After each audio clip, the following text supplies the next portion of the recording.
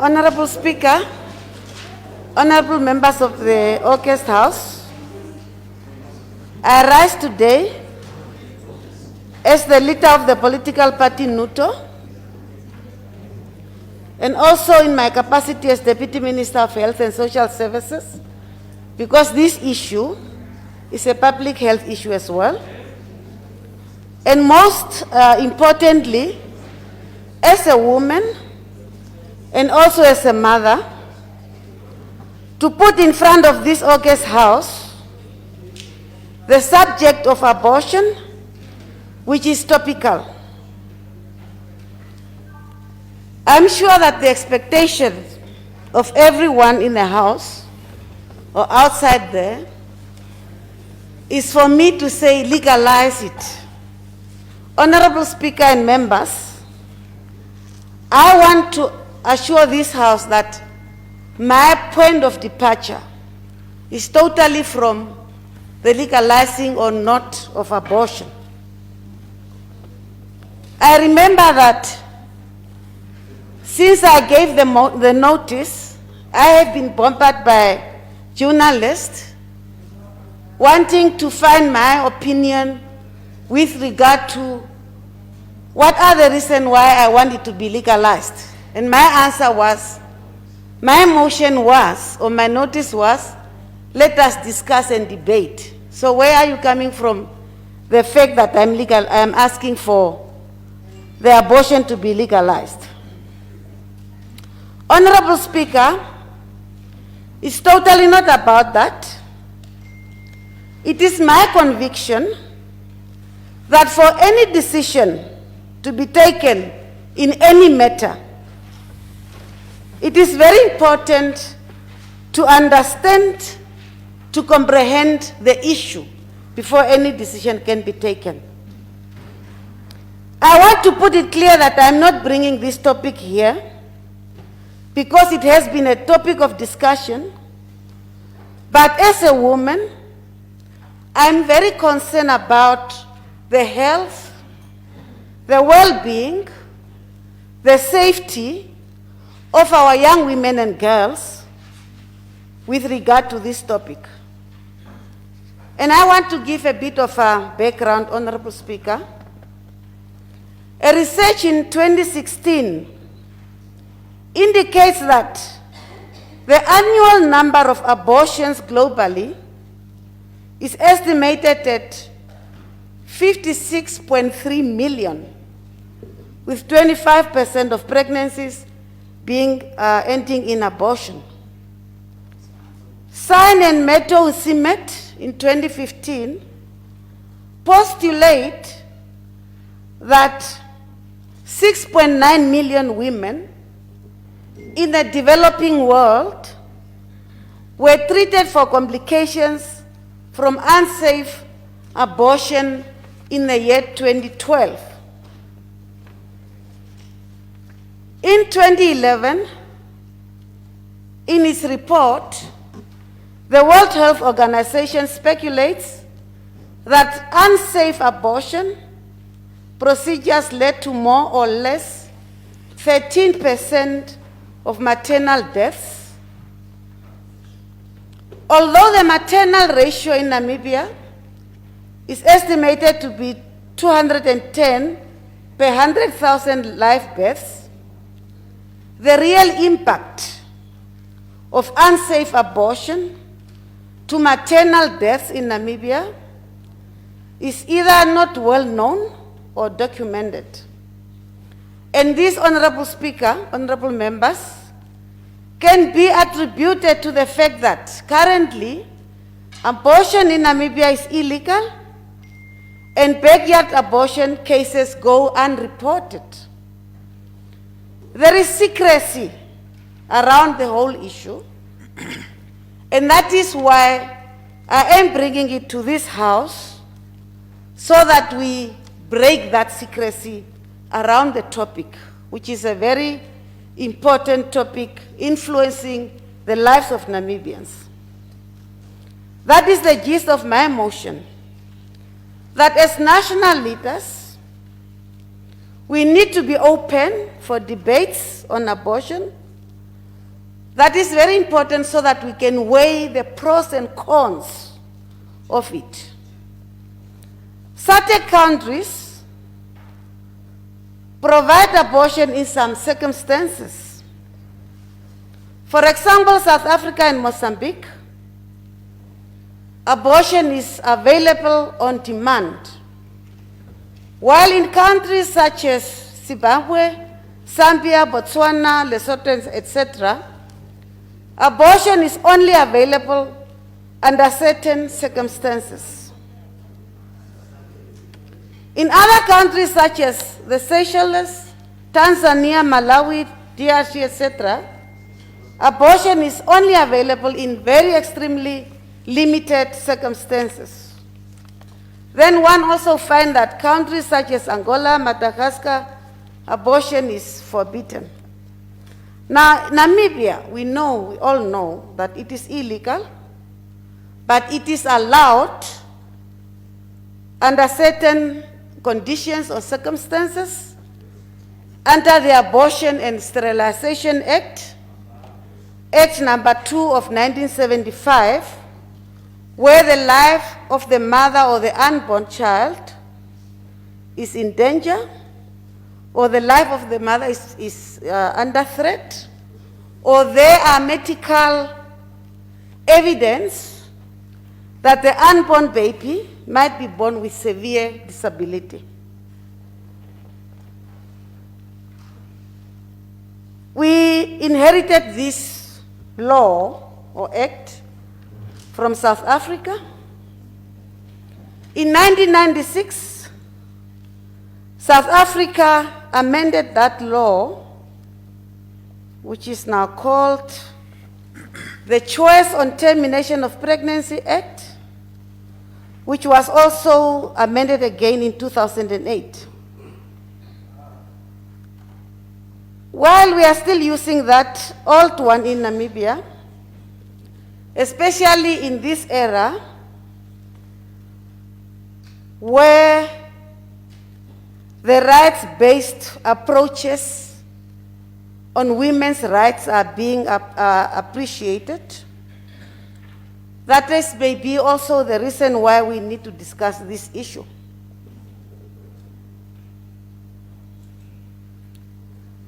We are in an era where women's rights are protected, and those who are pro-abortion argue that women should exercise their right to choice and voice. Honorable Speaker, there are two sides to this.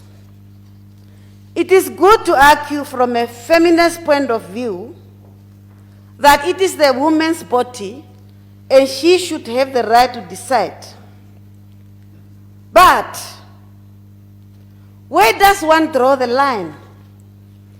When or how far is that pregnancy that the woman can decide that I want to end it?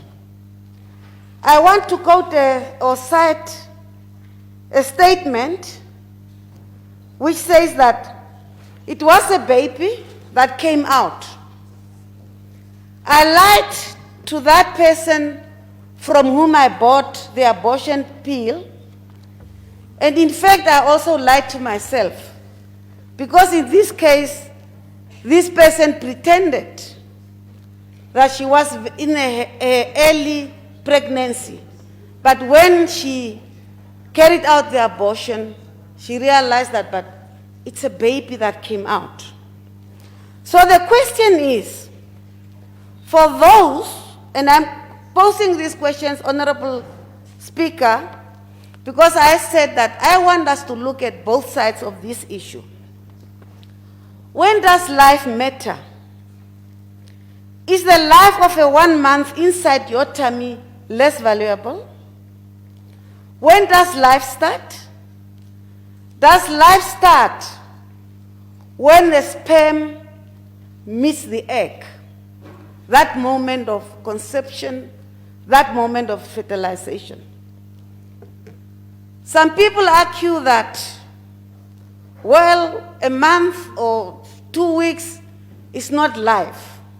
But in biology, we also learn that the cell is living. So can one argue that when two cells are meeting, there is life, there is a certain degree of life? On the other hand, Honorable Speaker, there is a moral side to abortion, especially in a country where Namibians are considered to be a nation of high morals that might be conflicting the decriminalization of abortion.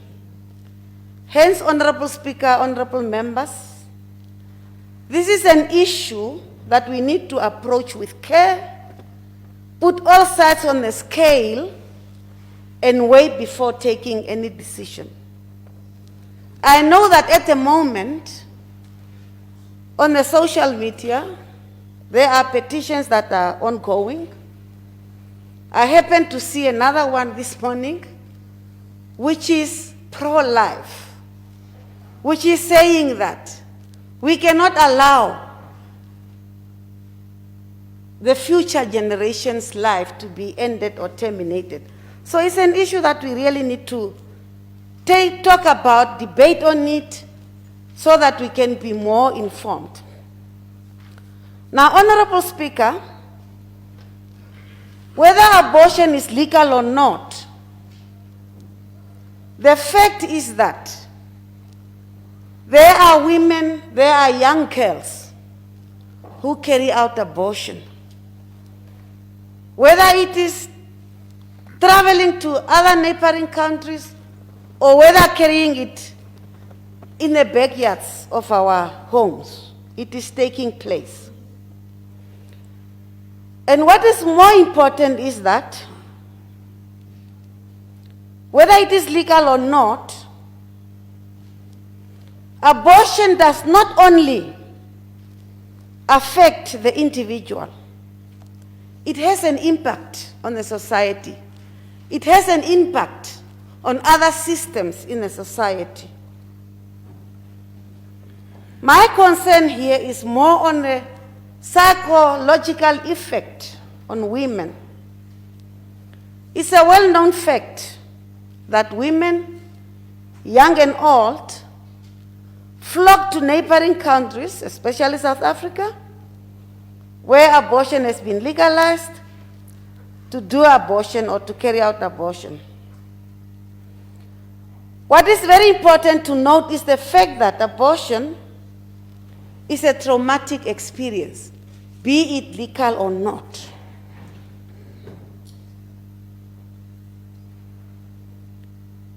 I want us to imagine in this house,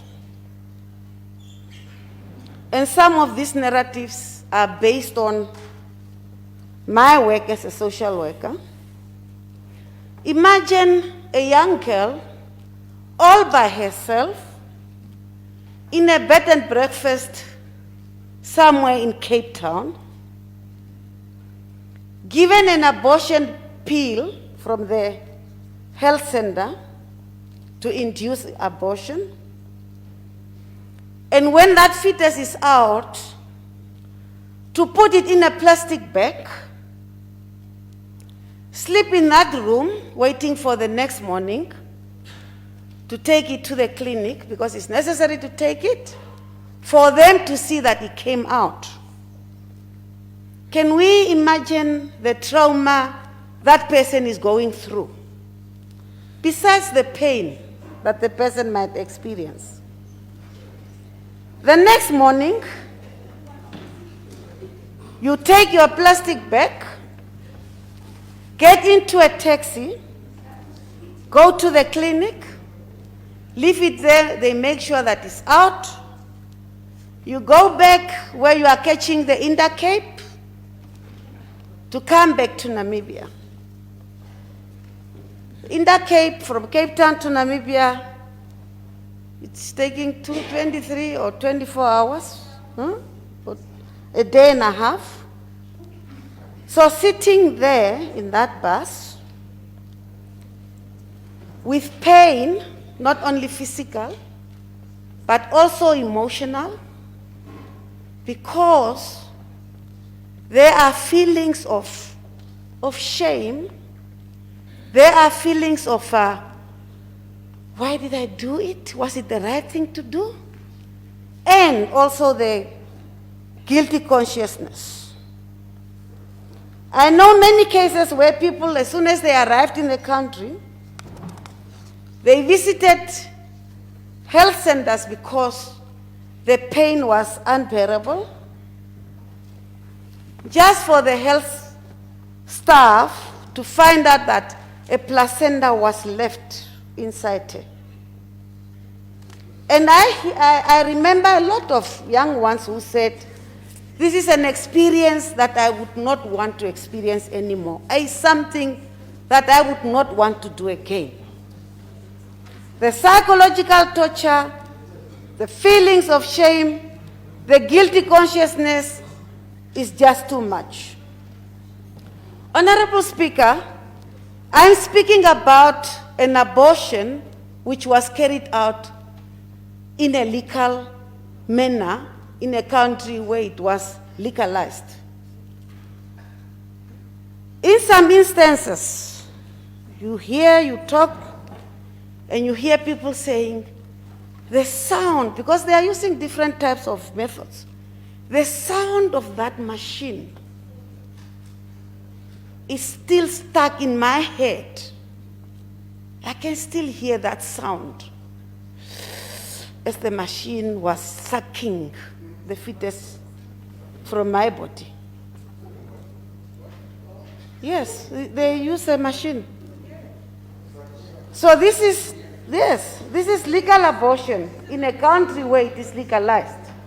I'm bringing this because I said I want us to look at the pros and cons before one can stand up and say, legalize it or do not legalize it. Unfortunately, our young girls and women, they suffer in silence because it's a topic sensitive that we don't want to discuss. Some of us are influenced by our professions, and talking and communicating and allowing people to vent is very important. Now, because we don't talk, they suffer in silence. That causes depression and suicidal thoughts in our young girls. Now, can you imagine what is going on in a backyard or in a situation where abortion is carried out illegally? It's even worse.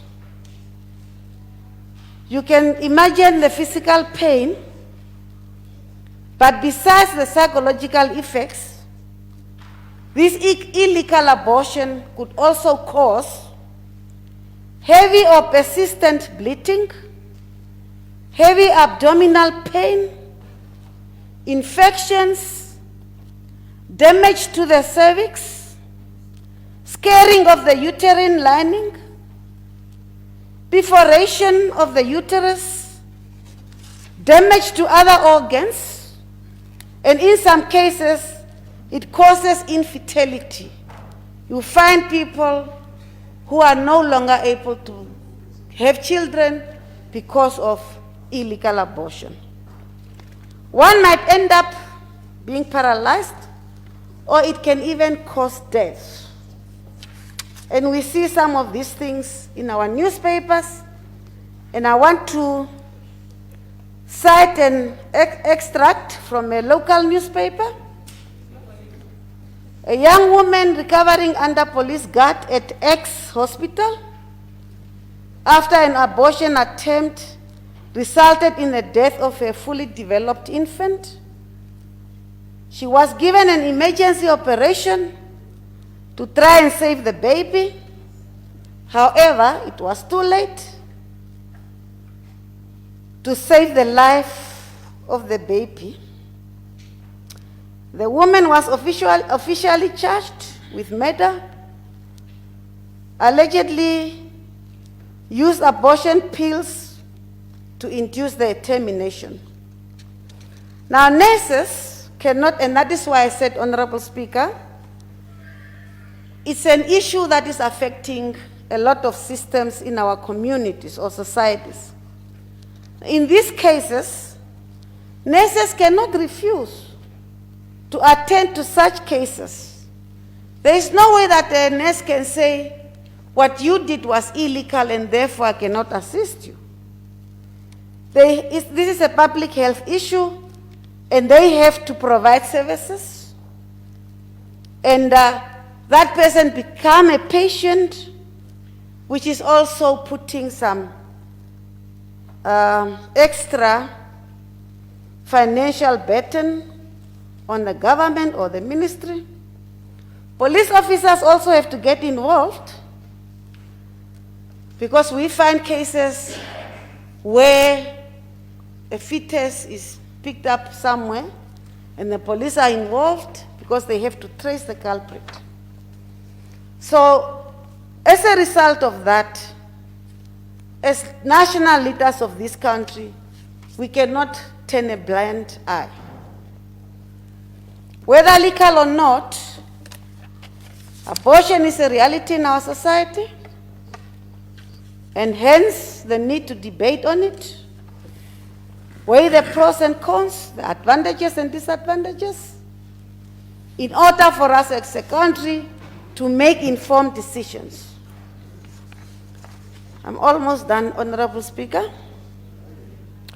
Honorable Speaker, honorable members, what I have just mentioned are some few testimonies that maybe it is time for us as Namibians, for us as leaders, whether it is political leaders, church leaders, traditional leaders, to become more open-minded and to unpack the advantages as well as disadvantages of abortion and try to find mechanisms of creating safer environment to accelerate reproductive health education, sex education, increase pre- and post-counseling, as well as psychosocial support. I know many cases where young girls who wanted to terminate unwanted pregnancies also changed their minds and kept their babies after health education and psychosocial support was provided. It is also very important to establish and try to understand the reasons why people opt for abortion. And of course, Honorable Speaker, the reasons will differ from one person to the other, because the reasons are influenced by the living conditions and circumstances of that particular person. In some cases, you find women who want to abort because they want to get rid of an unplanned pregnancy. And that is important also to note that abortion should not be used as a family planning method. Then we also find in some cases where the father of this unborn child is a married man who wants to save his marriage. And they put pressure on the poor young girl to terminate.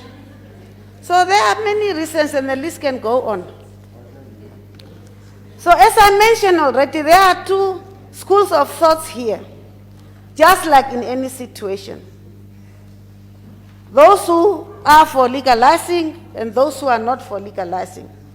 The point for us as national leaders is to debate on this sensitive issue so that informed decision can be taken. Let us acknowledge the devastating effects of illegal backyard abortion. Let us also acknowledge that women cross the borders into other countries. Let us also recognize that even in situations where abortion is legal, it does have mental, spiritual, and emotional consequences. Some of us here were or are or will be confronted with situations where we have advised or where we'll have to advise girlfriends, and I want to borrow from my colleague behind me here, Kamborotos. Honorable Speaker, that's what the Kamborotos mean, huh? Is that, no, I cannot withdraw, it's not in a better context that I'm using it. Or it might even be our own daughters. The unfortunate part here is that in some cases, children or young girls who are coming from well-off homes can afford to go elsewhere and try to do it, while those who cannot afford have to opt for backyard abortion, putting their lives at risk. Honorable Speaker, way forward. The issue of abortion is not a yes or no. Yes, it is a topical topic at the moment, but it's not a no or yes. It's not something that I can wake up this morning and say, yes, legalize it, yes or no, do not legalize it. It's very important to learn from other countries, very important to see what is happening in other countries, those who have legalized it or not, what are the challenges, what are the benefits? There is a knowledge gap that is undermining evidence-based decision-making and interventions. This whole week we have been talking about the importance, the value of research. And it's necessary. Research is ongoing, it's not a once-off event, because in every research there are always recommendations that need to be taken into account. So research will help us also to determine the scale of unsafe abortion, the perceptions on abortion.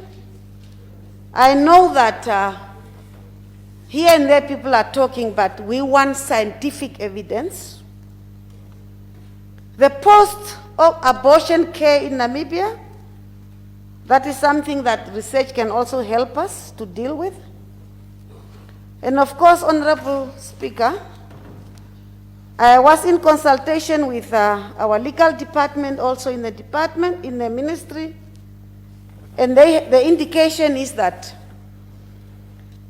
there are plans to look into our current law, of course, which will also be influenced by a lot of factors, such as I have mentioned earlier on, experiences from other countries, broader consultation with various stakeholders, and of course, then putting all these different views and opinions on a scale and see which is weighing more than the other one.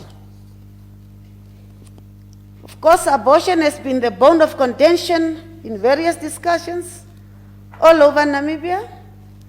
However, a closer look is needed for this pressing issue that affects many women in Namibia. Finally, Honorable Speaker, I would appreciate, NUTO will appreciate, if the honorable members of this House can engage in this debate to determine how best Namibians can benefit from legalization or not of abortion. This is vital for any decision to be taken. So I submit. I thank you, Honorable Speaker. Thank you. Thank you.